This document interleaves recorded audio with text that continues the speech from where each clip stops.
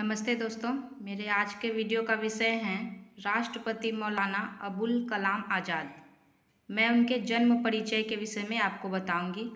मैं हूं सुगंधा और मेरे चैनल का नाम है ज्ञान सुगंध। तो चलिए शुरू करते हैं। जन्म परिचय। मौलाना अबुल कलाम आज़ाद का जन्म सन 1888 में मक्के में हुआ था। उनके पिता सूफी पंडित थे, अर्थात धर्मशास्त्र के आचार्य थे। अबुल कलाम के पिता मौलाना खैरुद्दीन का विवाह मदीन के प्रसिद्ध विद्वान शेख मोहम्मद जहर की कन्या से हुआ था। मौलाना खैरुद्दीन को धर्मशास्त्र का अगाध ज्ञान था। उन्होंने अनेक पुस्तकें भी लिखी। उनके पिता को दुर्घटना में चोट लगी थी, अतः अपनी चिकित्सा कराने कलकत्ता आ गए। पिता की मृत्यु के बाद उन्हें उनका स्थान ग्रहण करने पर जोर दिया गया, किंतु उन्होंने अस्वीकार कर दिया। अबुल कलाम ने अपनी प्रारंभिक शिक्षा घर पर ही प्राप्त की। उन्हें विभिन्न विषयों को पढ़ाने के लिए अलग अलग अध्यापक आया करते थे। इस्लामी ढंग की शिक्षा पूर्ण रूप से प्राप्त कर उन्होंने दर्शन शास्त्र, तर्क शास्त्र व गणित की भी शिक्षा प्राप्त की। वे प्रगतिशील विचारक के मुसलमान थे। एक बार उन्होंने सर सैयद अहमद की रूढ़िवादी धार्मिक विचारों का विरोध भी किया था। वे जानते थे कि पुराने ढंग की शिक्षा प्राप्त करने से काम नहीं चलेगा, अतः विज्ञान के साथ साथ अंग्रेजी का ज्ञान भी आवश्यक है। अपने मित्र की सहायता से शब्दकोश और समाचार पत्रों के माध्यम से अंग्रेजी सीख ली।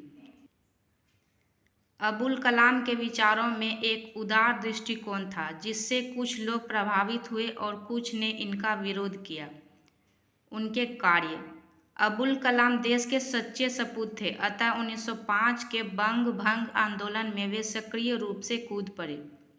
उन्होंने हिंदू मुस्लिम बहुमत के आधार पर बंगाल विभाजन का पुरजोर विरोध किया। बंगाल के क्रांतिकारियों के संपर्क में आकर इस आंदोलन को आगे बढ़ाया। उन्होंने इराक, मिस्र, सीरिया, तुर्की और फ्रांस की भी यात्रा की और इन देशों के राष्ट्रवादियों से संपर्क किया।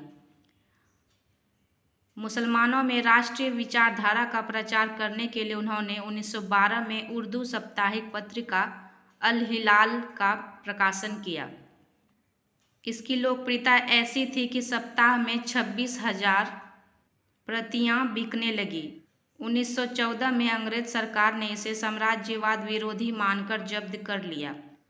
1916 में उन्हें कलकत्ता से निष्कासित कर अन्य राज्यों में प्रवेश से वंचित कर दिया।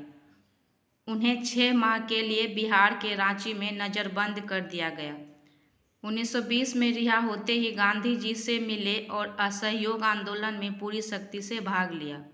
1923 में जब वे रिहा होकर आए तो उन्हें न केवल कलकत्ता अधिवेशन का सभापति चुना गया, वरन अखिलेश भारतीय स्तर का राष्ट्रीय नेता भी घोषित किया गया। नमक सत्याग्रह में गांधी जी के साथ फिर जेल में डाल दिए गए। लंदन के गोलमेज सम्मेलन के असफल होते ही उन्हें 1942 में भारत छोड़ो आंदोलन के सिलसिले में कैद कर लिया गया। वे सन 1945 तक जेल में रहे। देश के स्वतंत्र होने के बाद वे प्रथम शिक्षा मंत्री बने। विश्वविद्यालय शिक्षा आयोग 1948 और माध्यमिक शिक्षा आयोग 1959 में उन्होंने वैज्ञानिक व प्राविधिक शिक्षा की वकालत की।